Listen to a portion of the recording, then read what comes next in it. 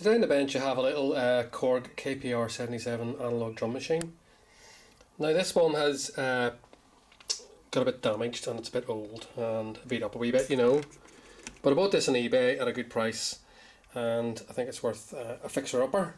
The tempo knob's missing and that was advertised, and these wee caps are missing and things like that. But you know, it powers up. Now there's no patterns in it, or at least I can't get them to work by any of these kind of groups or chains or start stop or anything like that. So it does play the sounds. You know, you can get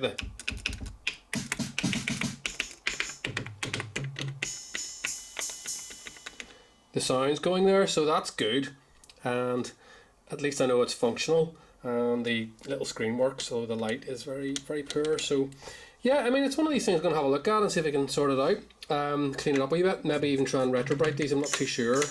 Clean it up and fix this knob and whatever. I don't know if I'll get a new pot here or I'll be able to sort of glue the stock on. I've got the old knob there which you can put on. I can't seem to get the claps to work, but it's probably a hold something down and do something else type thing. Maybe this. Yeah, you hold that and that, you can get the swap over to the claps. They're quite pleasing. So yeah, it's a good wee machine, so let's take it apart. Okay, so I have the drum machine opened and you can see the inside here. There's two ribbons that I took out just so that I could clamshell it open. So they just slide in. So this is the main board with the buttons and stuff on it here, and then this display board, and this is sort of the, I think this is kind of like where the volume knobs and everything is, yeah. And this is the main then processor and soundboard, a small regulator here as well, but lots of electrolytic capacitors, so hopefully they're in good enough condition. Probably need replaced, but you know, on this type of machine I don't know if it's worthwhile.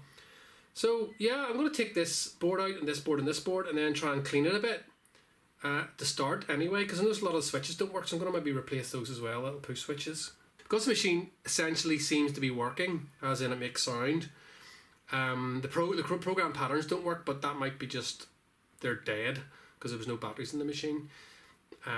So I don't know whether there's a fault there, but probably it just needs reprogrammed up.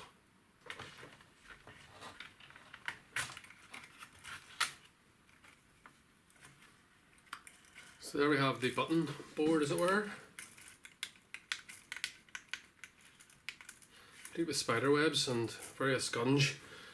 So I'm going to take the caps off all these and clean them up and replace the switches.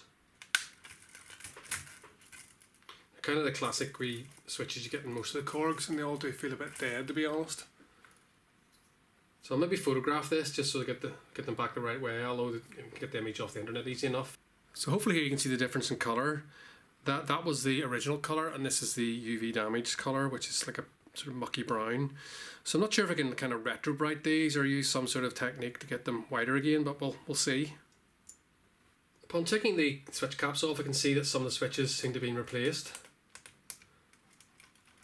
Seem a lot better than the other ones, so I think they've been done. So I have these little yellow switches, and right enough they do fit the caps nicely. I'm not going to go through replacing all these switches because it's a bit boring and I've done it before, but it's just to show you the sort of lack of clickiness of these switches compared to the new ones. And that could be the design of the switches, but I suspect it's just because they're knackered, and there's a lot of crud around them as well. So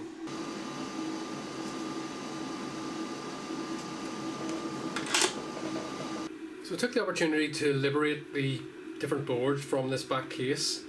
So this is a bit grotty looking, looks like it was maybe a replacement ribbon at some point or has been pulled out or damaged, but I think it's a replacement ribbon, someone's just jammed in.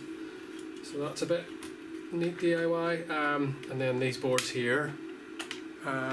This board is the volume board, it's sort of, you know, tone board and volume and stuff like that with all the different levels, and then this board is the display board. So I would say this looks like a RAM here, RAM chip that stores the patterns. There's probably some sort of processor for this display. Various other little bits and pieces. There's the broken pot. So this panel here is lifted up a bit. So what I might do is just take it off completely and then glue it back properly later, So I'm going to put this either in the dishwasher, or I'm going to use a toothbrush and some baking soda and whatever to clean it up so it's good job. But I might try and just see if this lifts off. I don't want to damage it, but I think it's just glued on. So if I had maybe something flat like a ruler or a piece of plastic,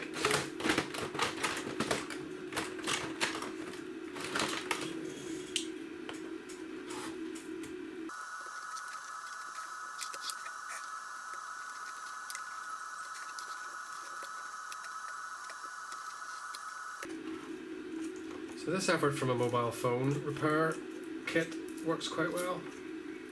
Just to lift the glue up a wee bit, you know, and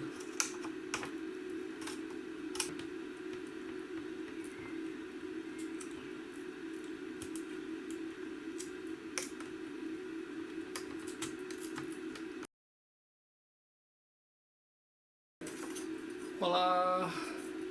It's reasonably intact. Now there is a big mark on this anyway, but not much you can really do.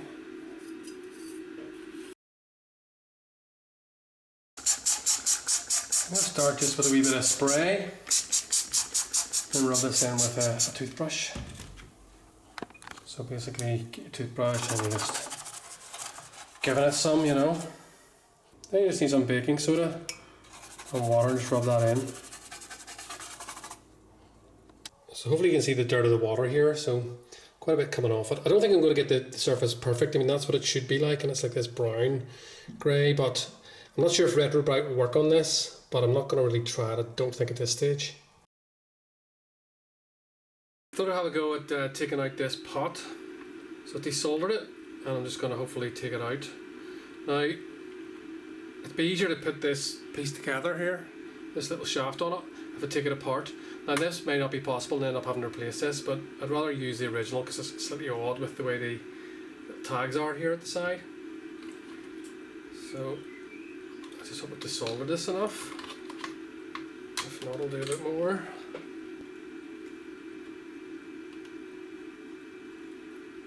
Okay, so here I've disassembled the pot, and that's the wiper plastic there, which just lifts off like so. So I'm going to try and glue this onto this and hopefully make a good job of it and clean this while I'm doing it. So while I'm here I might as well give it a bit of a clean inside.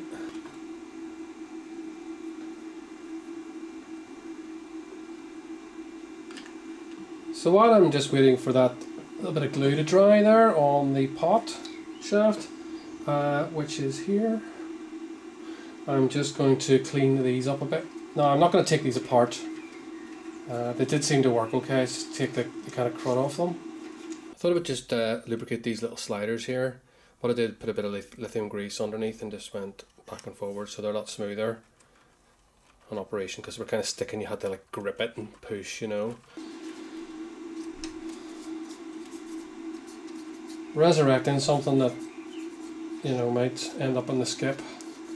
Well, I finished reassembling this pot, but to be honest it's a bit gnarly, and also I noticed there's a dead zone when I tested on the meter.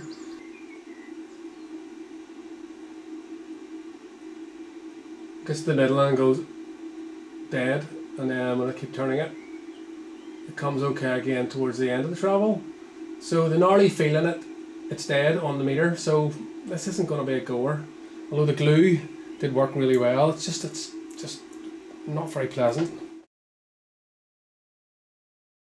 So this connector here has obviously been got at before. It probably was a ribbon cable, but for some reason it's been stripped or different wires being used and these pushed in. Now it may have worked okay, but not a very professional way to do it, and also prone to failure. So I might try and improve that if I can, and get another ribbon, either ribbon cable or some sort of interconnector thing. I ended up just soldering the wires directly into the board rather than using a connector, because I kind of thought that I'm not going to be really taking this apart anytime soon, or having to disconnect the board from the switchboard. There are little backlights on this display. Don't know if you can see them in there. They're just behind these pins. It'll be hard to see, but they're a bit lame to be honest with you, but I think they're original. I don't think I'm going to put LEDs in or anything like that. Just keep it the way they are, give them a bit of a clean up. I've done some work here on the cover and I've cleaned it up, and I've put on this panel again that I peeled off. I've got some super glue on it there, so hopefully that'll hold it, and some clamps. So it's looking pretty good. Now it's still not perfect colour.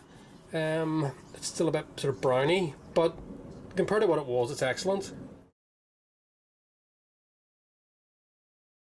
So that's the colour this knob used to be, and what I'm going to do is try and convert this back by using some peroxide cream and a UV eraser, which is like a thing you use for reprogramming ICs, EPROMs and stuff. So it might not work, but I'll have a go anyway. So this may not work at all, obviously, but we'll give it a go. So we get a wee bit of sun here in Belfast occasionally, and I thought I'd put these caps out with some hydrogen peroxide cream on them in the sun, and maybe leave them for a while and see what happens. I put them in a bag. You really should use cling film, but it can streak them as well, so see if it improves things, and if not, I'm going to get a UV light. I think the UV eraser thing that I tried was kind of not powerful enough, maybe the wrong wavelength or something, but it didn't really do an awful lot, so really the sun's the best thing. Just replaced all the push switches, and they're a lot more clicky. Maybe a bit too much if anything, but at least they're going to work. And I've also finished the retro brighting here, so it's a lot better. I don't think it's perfect, but you know, it's taken the real yellowness out, and there's not too much mottling about it, so it's not bad. Unfortunately, I've got like a knife cutter, a bit of a scratch here that goes across the button, so I wasn't able to really take that out. I really need replacement buttons, but you know, overall it looks quite well. So I'm just going to put the display in now. There's one little button for the light here I'm going to replace as well. I'm just starting the reassembly process here. So there's a number of cables to go in, this one here, and these ribbons, which are a bit tight. They're grand like, but it's just if you want to open the machine again, you have to be careful that these don't pop out. So a little neat. So that's it pretty much together. So we have some success.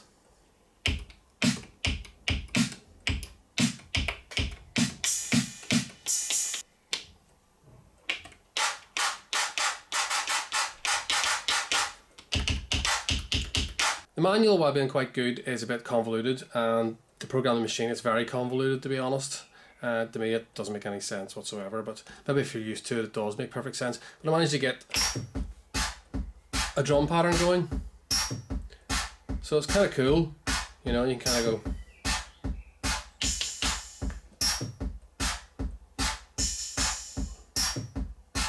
So that's great. Tempo now is all over the show because it's just the original put back in again. The jury rigged one I tried didn't work at all properly, so I'm going to have to get the right part here. So I'm looking for a 250k pot on that to get that to work. But overall I'm very pleased with it. I think one of the things you can do in this is get a MIDI kit, and that enables you to obviously trig the voices over MIDI via keyboard or whatever, or sequencer. So I had a lot of bother programming this machine, and it is renowned to be quite difficult to program, but like it was very random, you know, stuff not working, stuff not saving, locking up, etc. So I swapped out the RAM chip here, and I got sort of another RAM chip that doesn't need batteries to retain the memory. I got it off eBay. It's actually designed for pinball machines and for video game machines and things, so it's quite a cool unit. I got the idea to swap out the RAM chip from HKA Design, who do a really nice MIDI kit for this. Here you can see the NVRAM 6116 replacement chip just soldered in. There's no room for a socket here, so you have to solder it direct to the board. So it's a wee bit of a tricky install. Not that it's technically difficult, it's just patience is key because there's a lot of fine tracks underneath this. It's quite easy to lift the tracks, so you need a good desolder gun or a bit of patience to do this properly. So far from being a nightmare, this machine's actually quite easy to program. Now this patch here, I think it's 10. It's just noise because this is a brand new RAM chip has gone in, and it's just full of junk data, so it's like doing a super hardcore flam effect there. So I want to get rid of that. So what you do basically is you select basic and then whatever group you want. So it's group A and then 10. Now you have to kind of flip it over to write mode. So it's like a wee bit of a sort of hand thing going on there to get all the keys working out. So it's ready to play. As you can see, it's kind of all screwed up still. So I want to erase that. So there's erase and then all instruments. You hear that wee metronome ting? That basically means it's erased. But it's probably still full of junk because this thing is only like maybe set to like 2 or 4 bars or something, so you need to initialize the bars, or sorry, the pattern length. So you go basic function, and then for most things it's like 4, and then I think it's just like 1 note equals 4 beats. So you kind of just do 11 4, and then you get a simple looping pattern. You can kind of go.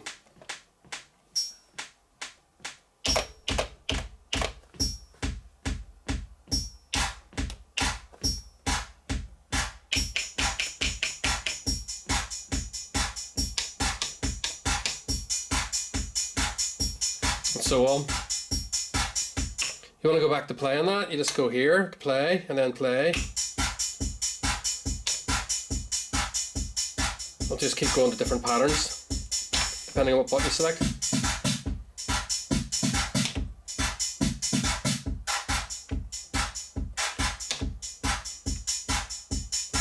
But hope you get the idea anyway. Now obviously I haven't screwed this up, so the thing's wobbling about here, but it's just to show you roughly how it works. Decided to replace this slightly dodgy ribbon cable here with a decent 12-way interconnect. I got these on AliExpress. They're probably not amazing quality, but they're pretty solid, you know, and definitely better than this kind of malarkey here, which are these little, you know, Arduino kind of leads, which are just rubbish. Never use those for anything except Arduino. The cables break really easily. So this is quite good. So I'm just going to solder these on and make this up. So here we have the job finished, and it's quite well secured there, so it should be okay. I don't intend taking these boards off anytime soon. So one thing just to watch is these little metal connections can sometimes get bent back, like here. After a bit of time they lose their kind of adhesiveness to this back plate, and then can bend back, and then when you plug this into a socket they don't make good contact, and then you lose like drum sounds or something, or connection problems. So worth checking those as well. The bodge I did on the pot wasn't very good, so I decided to try and get the original. I couldn't get the original value 250, so I was able to get this 100k one, which is very similar, a little bit shorter in the shaft than the original, but this is from a TR909, so it's quite expensive to get this, but hopefully it'll be a better job. I think it was €20 or something ridiculous, but you know, it will be right. So the other thing is 100k, so I'm not sure if I have to mess around with other resistor values attached to this to make up the 250k. I'm going to try it as is, see how it gets on, and then if not, I'm going to look at the resistor values. Okay, so effectively that worked quite well. That's the tempo control, so if I put it over to play, we'll play like a pattern.